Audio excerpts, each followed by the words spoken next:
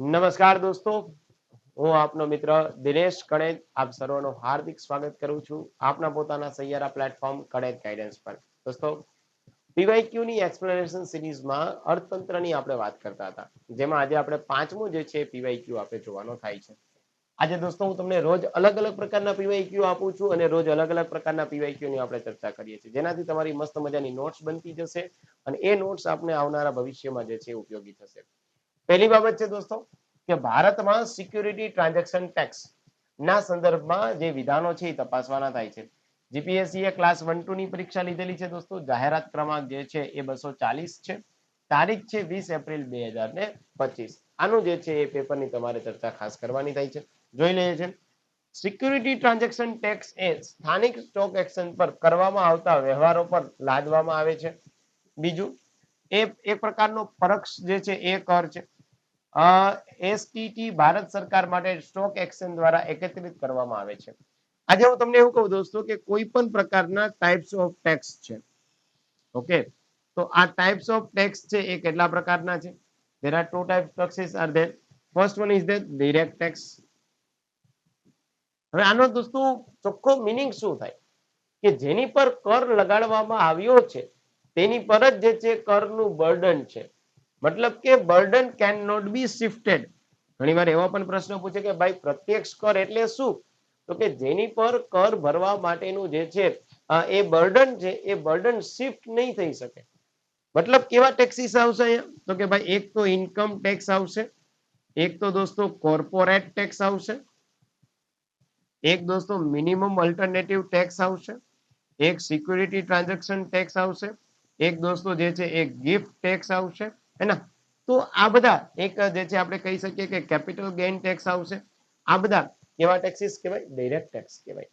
જ્યારે indirect tax કોને કહેવાય દોસ્તો? તો કે ભાઈ બર્ડન કેન બી શિફ્ટેડ. મતલબ તમારું જે કઈ પ્રકાર પર બર્ડન છે એ તમે શિફ્ટ કરો છો બીજા ઉપર. મતલબ અહીંયા ફોર એન એક્ઝામ્પલ તરીકે લખી શકીએ જીએસટી. ઓકે, આપણે ડીમાર્ટમાં જઈએ છીએ, ડીમાર્ટમાં કોઈ પણ પ્રકારની વસ્તુ પરચેસ કરીએ છીએ અને આપણે ડીમાર્ટને જીએસટી આપીએ છીએ અને ડીમાર્ટ જે છે આ જીએસટી નું કલેક્શન કરી અને ભારત સરકારને ચૂકવે છે. જ્યારે ઇન્કમ ટેક્સમાં, સિક્યુરિટી ટ્રાન્ઝેક્શન ટેક્સમાં શું થાય છે કે ભાઈ સિક્યુરિટી ટ્રાન્ઝેક્શન ટેક્સ એટલે શું? તો કે ભાઈ ઘરેલું જે કોઈ વાયદાઓ છે, ઘરેલું વાયદા પર જે છે લગાડવામાં આવે. બીજી બાબત શું થાય દોસ્તો? તો કે શેર ધારકને જે ડિવિડન્ડ આપવામાં આવ્યું છે, ડિવિડન્ડ પર જે છે એ લાગે છે. ઓકે, તો એને કહેવાય સિક્યુરિટી ટ્રાન્ઝેક્શન ટેક્સ. હવે આપણે જોઈ લઈએ કે કયા ઓપ્શન આપણા સાચા પડશે. સ્થાનિક સ્ટોક એક્સચેન્જ, સ્થાનિક એટલે ઘરેલું દોસ્તો જે છે આ પેલું સ્ટેટમેન્ટ સાચું થઈ જાય. બીજું પરોક્ષ છે, આ દોસ્તો જે છે એ શું કહેવાય? તો કે આને કહેવાય પ્રત્યક્ષ. આને શું કહેવાય? તો કે પરોક્ષ કહેવાય. તો અહીંયા જે છે એસટીટી એક પરોક્ષ છે, નહીં પરોક્ષ નથી, પ્રત્યક્ષ છે, યાની કે ડાયરેક્ટ ટેક્સ છે. બીજું સ્ટેટમેન્ટ જે છે આપણું અહીંયા ગલત થઈ જશે. ભારત સરકાર માટે સ્ટોક એક્સચેન્જ દ્વારા એકત્રિત કરવામાં આવે છે. યસ, આ સ્ટેટમેન્ટ બી સાચું થઈ જાય. તો રાઈટ આન્સર દોસ્તો કયો આવી જશે? તો કે બી ઓપ્શન જે છે તમારો રાઈટ આન્સર આવી જશે. જો તમે કોઈ કોર્સ લીધેલો હશે દોસ્તો અને એ કોર્સમાં આપ જોડાયેલા હશો, બંધારણના કોર્સમાં, અર્થશાસ્ત્રના કોર્સમાં, રેવન્યુ તલાટીના કોર્સમાં, ફાઉન્ડેશન કોર્સમાં, તો તમને આ તમામ પ્રકારના જે છે દોસ્તો ત્યાં ભણાવવામાં આવશે મુદ્દાઓ. આ તમામ પ્રકારની પીડીએફ આપવામાં આવશે, સ્માર્ટ વર્કથી તૈયાર થયેલું જે છે મટીરિયલ આપવામાં આવશે, જે આવનારી કોઈ પણ પ્રકારની પરીક્ષા હશે આપને જે છે એ ખાસ ઉપયોગી થવાનું છે. તો આપ આજે જ જે છે કણેજ ગાઈડન્સ એપ્લિકેશન ડાઉનલોડ કરી લેજો અને ડાઉનલોડ કર્યા બાદ લોગિન કરી આપને અનુકૂળતા હોય એ કોર્સ જે છે આપ જોઈન કરી શકો.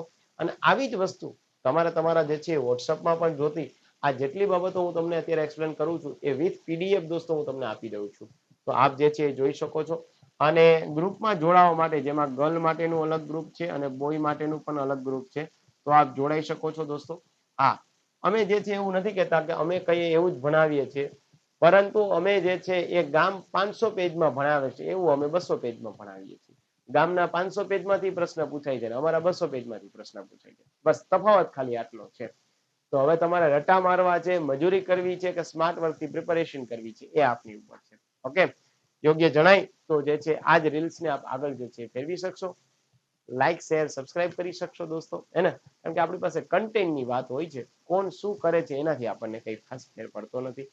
આપણે કોઈ પણ તૈયારીમાં દોસ્તો જે છે એ સપોર્ટની જરૂર હોય તો ગમે ત્યારે જે છે કનેક્ટ ગાઈડન્સ જે છે આપની સાથે છે. થેન્ક યુ વેરી મચ દોસ્તો. આવતીકાલે ફરીથી મળીએ છીએ PYQ માં 6 નંબરનો ક્વેશ્ચન લઈને.